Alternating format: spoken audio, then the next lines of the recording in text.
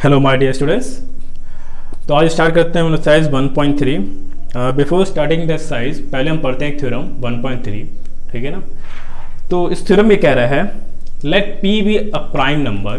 p एक क्या है, प्राइम नंबर है, and p divide a square if p divide a square. p एक प्राइम नंबर है, लेट मान लेते हैं कि p जगह पे हम 2 रखते हैं, और if p divide a square, अगर p जो है वो a स्क्वायर डिवाइड कर रहा है तो p डिवाइड करेगा a को, ठीक है। बहुत आसानी बात है। मान लेते हैं a के यहाँ पे हम रखते हैं 4, तो ये स्क्वायर क्या होगा 4 का स्क्वायर, राइट। अगर p मतलब 2 डिवाइड कर सकता है किसे, a स्क्वायर को, यानी कि राइट, p यहाँ पे रखे 2 और a स्क्वायर पे रखे 4, ठीक है ना। तो जो p है वो डिवाइड करेगा a को। बस यही बात इस थ्योरम में कही है, ये समझ में हो गया, कोई डाउट तो नहीं होगा इसमें, सिंपल थ्योरम है, ठीक है ना। अगर p डिवाइड कर रहा है a स्क्वायर को तो p डिवाइड करेगा a को, और p एक प्राइम नंबर है, 2s प्राइम नंबर है। एक एग्जाम्पल से मैंने इसको समझाया है, समझ में आ गया होगा, और कुछ इसमें समझने लायक नहीं है, ठीक है ना। बस इतनी सी बात कही थी, आई थिंक ये समझ में आ गई होगी, ठीक। साइज स्टार्ट करने से पहले एक बात और समझते हैं, व्हाट इज को प्राइम। को प्राइम क्या होता है? तो को प्राइम पहले समझो क्या होता है। को prime a pair of number, ये एक पेयर ऑफ नंबर होते हैं, पेयर ऑफ नंबर यानी 2 नंबर के सेट होते हैं, which have only one as common factor. ये ऐसे पेयर ऑफ नंबर होते हैं जिनका कॉमन फैक्टर सिर्फ 1 होता है। इस बात को समझो। मान लेते हैं एक नंबर लेते हैं हम लोग 4 और 5, ये पेयर नंबर है 4 एंड 5, ठीक है ना, 4 एंड 5। तो 4 और 5 का कॉमन फैक्टर क्या होगा, सिर्फ 1 होगा, ठीक है ना। या ये कह सकते हो कि 4 एंड 5 ये दोनों सिर्फ 1 ऐसा नंबर है, सिर्फ 1 ऐसा नंबर है जो इन दोनों को डिवाइड कर सकता है, जो इन दोनों को कर सकता है, डिवाइड कर सकता है, ठीक है। या कह सकते हो कि इनका SCF 1 होगा। SCF क्या होगा, 1 होगा। ऐसे कोई भी नंबर जिनका SCF, ऐसे 2 नंबर जिनका SCF 1 हो, वो होते हैं हमारे क्या, को प्राइम। यानी 1 एक ऐसा नंबर है जो इन दोनों को डिवाइड कर सकता है, इसके अलावा कोई और नंबर इन दोनों को डिवाइड नहीं कर सकता। जरूरी नहीं कि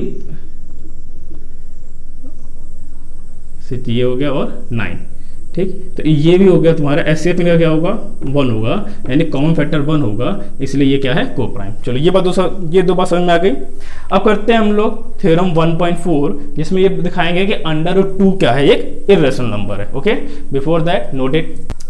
चलो स्टार्ट करते हैं एग्जाम्पल नंबर 9। इसे प्रूफ करना है under root 3 is a irrational number. ये बात समझो, चाहे अंडर रूट 3 प्रूफ करना हो, अंडर रूट 2 प्रूफ करना हो, अंडर रूट 5 प्रूफ करना हो, अंडर रूट 7, किसी भी प्राइम नंबर का अंडर रूट निकालते हैं, किसी भी प्राइम नंबर का अंडर रूट निकालते हैं तो वो इर्रेशनल ही होता है। वो क्या होता है, इर्रेशनल होता है। कोई भी प्राइम नंबर क्या होता है, वो इर्रेशनल होता है, right.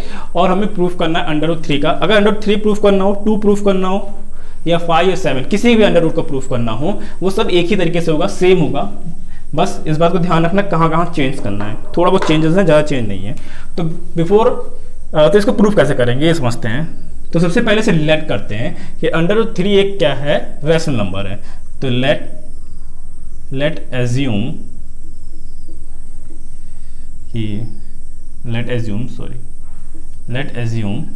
Under root 3 is rational number. ये करते हैं कि अंडर रूट 3 एक क्या है, रैशनल नंबर है, राइट। तो अंडर रूट 3 अगर एक रैशनल नंबर है तो हम अंडर रूट 3 को क्या लिख सकते हैं, तो वी कैन राइट, तो we can write under root 3 equal to a/b, ठीक है ना, a/b। और a और b क्या है, a and B are coprime, A and B are coprime. अब को प्राइम क्या होता है अभी बताया मैंने। को प्राइम वो होते हैं जिनका SCF क्या होगा, सिर्फ 1 होगा, जिनमें बीच में सिर्फ कॉमन फैक्टर क्या है, 1 है, ठीक है, और कुछ नहीं होगा। तो यहाँ से समझ में आ गई बात। तो हमने लेट किया है कि अंडर रूट 3 एक रैशनल नंबर है। अगर रैशनल नंबर है तो रैशनल नंबर को हमेशा a/b के फॉर्म में p/q के फॉर्म में लिखा जाता था, वही p/q के फॉर्म में लिखने बजाय हमने a/b के फॉर्म में कर दिया, और a और b हमारा क्या है, कोप्राइम में, ठीक है। तो इससे अगर थोड़ा ट्रांसपोज करें तो ये क्या होगा, b equal to under root 3 equal to a। अब यार यहाँ क्या लेंगे हम लोग, squaring on both side. Squaring करेंगे तो ये b स्क्वायर और ये 3 इक्वल टू a स्क्वायर, ये हो गया। इसका मतलब ये है, इसके मतलब समझो कि जो 3 है वो a स्क्वायर को डिवाइड कर सकता है। जो 3 है, एक देखो इस जो ये लिखा है इसको थोड़ा समझाता हूँ, पहले बात समझो। अगर ऐसे कोई नंबर लिखा हो कि 4 नहीं लेते, कुछ लेते हैं, हाँ 12, तो 3 मल्टीप्लाई 4, इसका मतलब 3 इसको डिवाइड कर सकता है और 4 भी इसको डिवाइड कर सकता है। ये दोनों नंबर इसको डिवाइड कर सकते हैं और ये दोनों इसके क्या है, फैक्टर है। ये दोनों इसके क्या है, फैक्टर है। इसका मतलब यही था, यहाँ पे लिखा। अब इसने स्क्वायर भी लिखा है तो यहाँ पे स्क्वायर टर्म ले लेना, बस इतना ही होगा। आए, ठीक है, समझ में आया ये बात। ये कुछ इसी तरह लिखा होता है, ठीक है, कि ये दोनों इसके फैक्टर हैं या ये दोनों से डिवाइड हो सकता है, ठीक। तो यानी मतलब हुआ कि therefore a square is divisible by 3। सिर्फ 3 से नहीं, b स्क्वायर से भी डिविजिबल है, मगर हमारा काम सिर्फ 3 से है, राइट। जैसे बताया था ना, कोई भी अगर होता है तो 3 मल्टीप्लाई 5, तो मतलब कि ये 3 से भी डिवाइड हो सकता है और 5 से भी डिवाइड हो सकता है, ठीक। तो a स्क्वायर जो है वो 3 से डिविजिबल है। और अभी हमने थ्योरम पढ़ा था, देखो 3 इज अ प्राइम नंबर, और अभी थ्योरम पढ़ा था, अगर a स्क्वायर डिवाइड हो सकता है तो बाई थ्योरम क्या पढ़ा था हमने, अभी हमने थ्योरम पढ़ा था कि if p divide a square, if p divide a square then p divide a। तो बाय थ्योरम, इस थ्योरम के अकॉर्डिंग अगर 3a स्क्वायर डिवाइड कर रहा डिविजिबल है तो ये a से को भी करेगा, तो a इज डिविजिबल बाय 3। बात समझ में आई। तो a भी क्या होगा, इससे क्या होगा, डिविजिबल होगा। आई थिंक यहाँ तो समझ में आ गया होगा। या लिख सकते हो कि a डिवाइड, अगर इतना नहीं लिखना, डिविजिबल नहीं लिखना है, तो a square is divisible by 3, या इसको ऐसे लिख सकते हो कि 3 डिवाइड a, है ना। वो तो लिख सकते हो, ठीक। या तो इसको इस तरह से भी लिख लो, कोई फ़र्क नहीं पड़ेगा। अगर ये चीज़ समझ में नहीं आ रही है तो यहाँ पे डिवाइड लिखा है, यहाँ डिवाइड लिखा है, तो तुम इसको यहाँ लिख दो कि 3 डिवाइड a, राइट, ठीक है। अब एक बात समझो, अगर कहा जा रहा है कि 3a को डिवाइड कर सकता है तो यहाँ कुछ ना कुछ तो होना ही चाहिए, तभी तो डिवाइड होगा। अगर कह रहा है कि 3 9 को डिवाइड कर सकता है तो यहाँ भी 3 होगा, तभी तो 9 आएगा, 0। ये बात समझ आई। यानी कि अगर मैं कहूँ कि 15 can be divide by 3, right. तो अगर इसको मुझे इक्वल प्रूफ करना है, ध्यान से देखो ये बात, जो मेन बात यहाँ लिख रहा हूँ, ठीक है ना। अगर मैं कहूँ 15 डिवाइड हो सकता है किससे, 3 से, पर मुझे अब इनको इक्वल प्रूफ करना है, तो ये इक्वल तो होगा नहीं, यहाँ ऑब्वियस से कुछ ना कुछ मल्टीप्लाई होना चाहिए, तो यहाँ तो 5 मल्टीप्लाई होगा तभी इक्वल हो जाएगा, ठीक है ना। यानी कि तो यहाँ पे हम क्या लिखेंगे, तो 3a equal to so a equal to 3c। a क्या है, 3c के बराबर है, और यहाँ पे इसे इक्वेशन नंबर 1 मान लेना, ये इक्वेशन नंबर 1 है। बात यहाँ समझ में आई। अगर a इसको डिवाइड कर सकता है, सॉरी 3 अगर a को डिवाइड कर सकता है, 3a को डिवाइड कर सकता है, तो ऑब्वियस है कि इक्वल होने के लिए यहाँ पर एक ना एक इंटीजर या कांस्टेंट हमें डालना पड़ेगा, कोई ना कोई इंटीजर और कांस्टेंट हमें डालना पड़ेगा। जैसे यहाँ पे डिवाइड करेंगे तो ये डिवाइड मल्टीप्लाई होगी तो a आएगा, ठीक है। बस समझ में आ गई होगी, डाउट होगा तो पूछ लेना, राइट। तो c क्या है, c है सम, कोई भी इंटीजर हो सकता है, देखो कोई वैल्यू ये में तो है नहीं, तो c क्या है, कोई भी इंटीजर है, ठीक। यहाँ तो समझ में आ गया होगा आई थिंक। चलो आगे देखते हैं। तो अब क्या करते हैं, इस a की वैल्यू इक्वेशन नंबर 1 में पुट कर देते हैं। इस a की वैल्यू इक्वेशन नंबर 1 में पुट करते हैं। Put a in equation 1, equation 1 अगर पुट करते हैं, यानी ये रहा, तो यहाँ ये क्या हो जाएगा, 3c का square equal to B square और 3, ठीक है। यहाँ पुट करें तो ये आएगा 9c square equal to B square 3, और ये 3 से इससे ये डिवाइड हो जाएगा तो ये 3c square equal to B square, ठीक है। यहाँ समझ में आ गया। तो अब इससे क्या मिला, अब हमें इससे क्या मिला कि जो बी स्क्वायर है, ठीक है ना, जैसे अभी ये मिला था, देखो यहाँ ए लिखे थे, ठीक है, इस तरफ ए था, अब इस तरफ यहाँ पे क्या आ गया, बी आ गया, ठीक। तो 3 इसको डिवाइड कर सकता था, तो ये 3 भी बी स्क्वायर क्या करेगा, डिवाइड कर लेगा। ओके, बात समझ आई। चलो इसके बाद यहाँ लिखते हैं ऊपर, इतना मैं हटा दे रहा हूँ, इसके बाद सीधे ऊपर लिखते हैं, ठीक है। तो यानी इसका मतलब हुआ कि 3, जैसे यहाँ पे 3 ए स्क्वायर डिवाइड कर रहा था, वैसे ये 3 किसको डिवाइड कर रहा है, 3 डिवाइड बी स्क्वायर, या 3 या बी स्क्वायर डिविजिबल बाई 3, ठीक। फिर बाई थ्योरम, अब पूरा थ्योरम दोबारा नहीं लिखेंगे, बस एक बार लिख दिया बाई थ्योरम, ठीक है ना।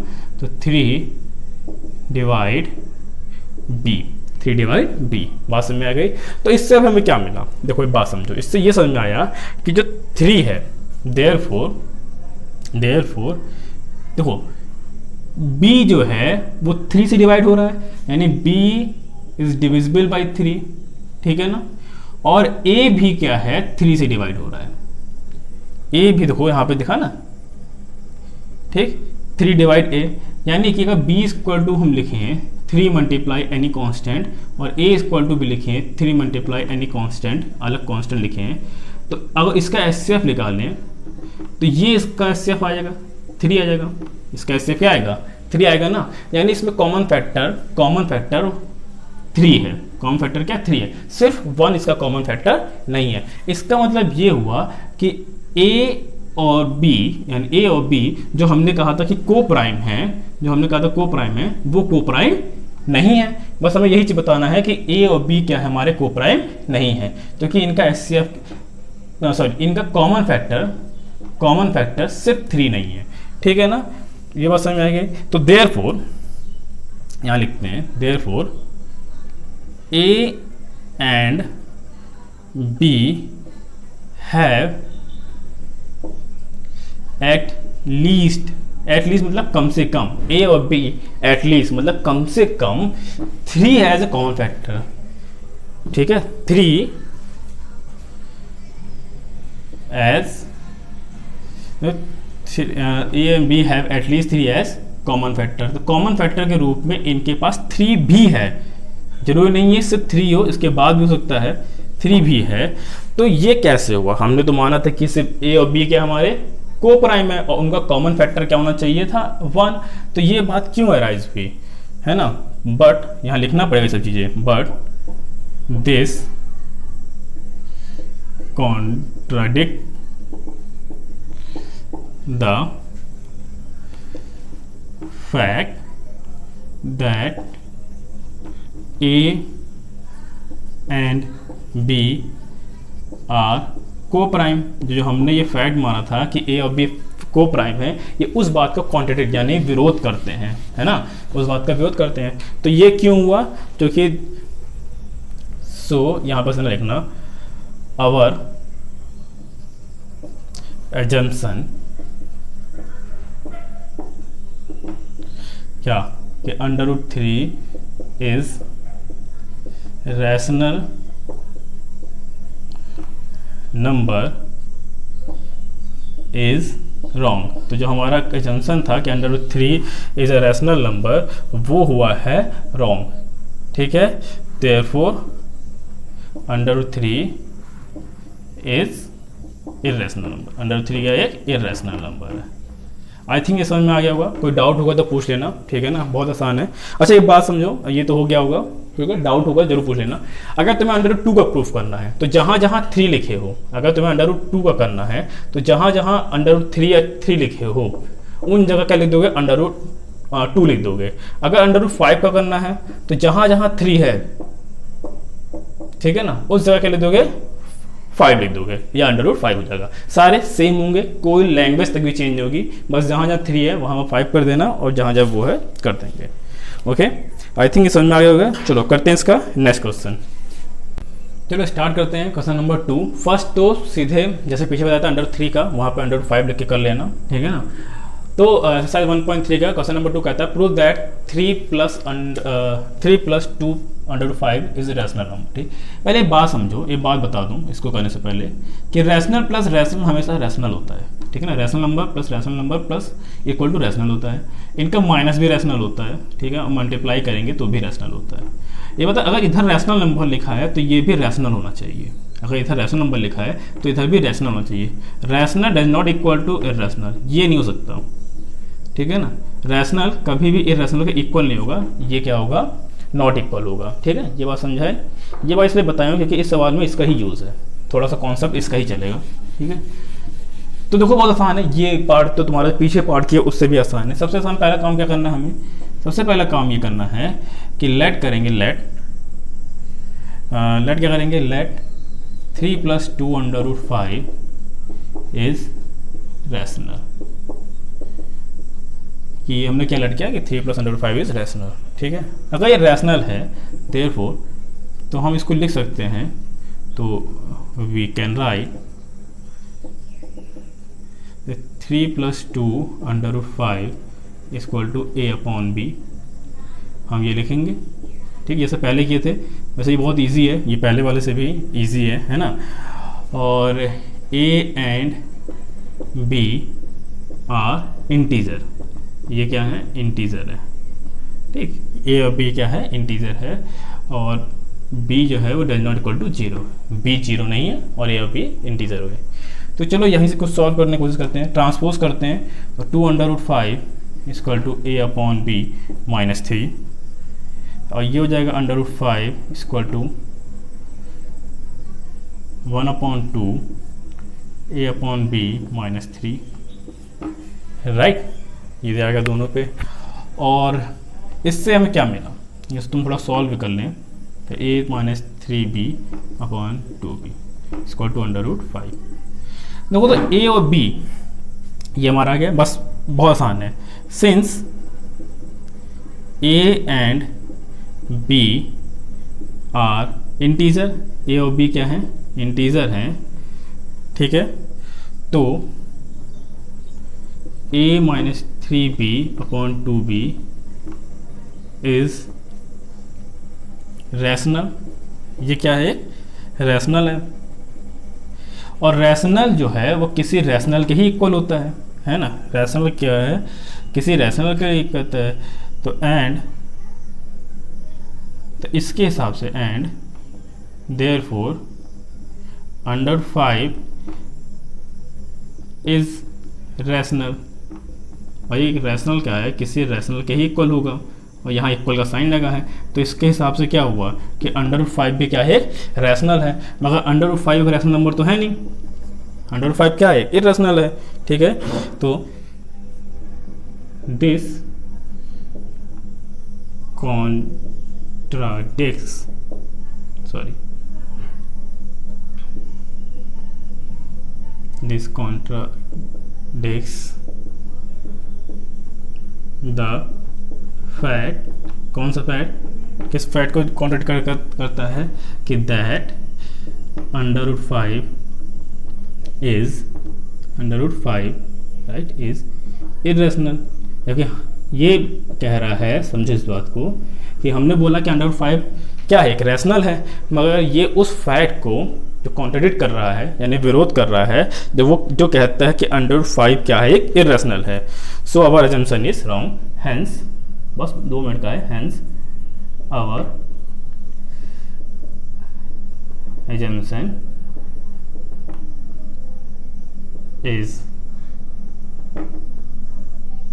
assumption is wrong या false, is false, कुछ नया लिखते हैं, our assumption is false, therefore 3 plus 2 under root 5 जो ये है is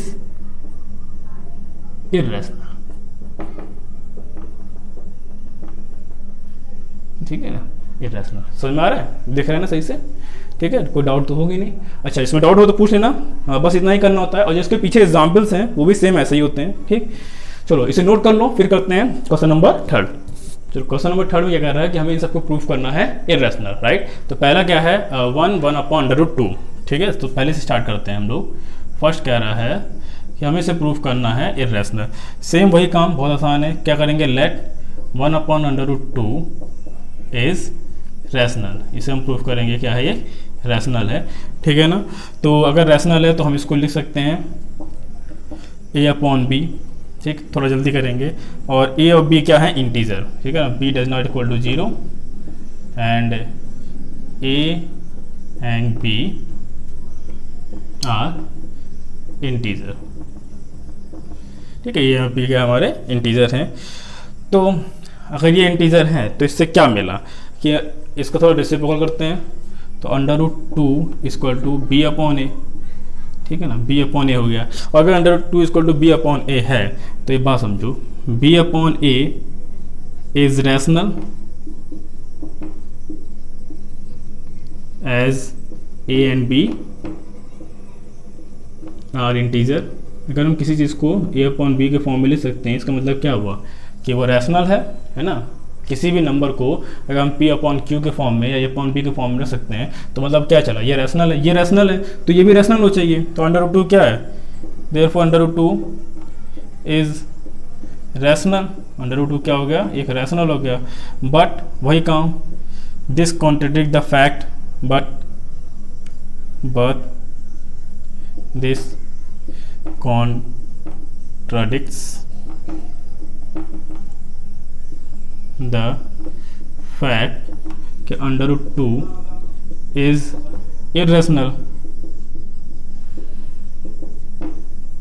ठीक है। So our assumption is false. So our assumption क्या था कि √2 is rational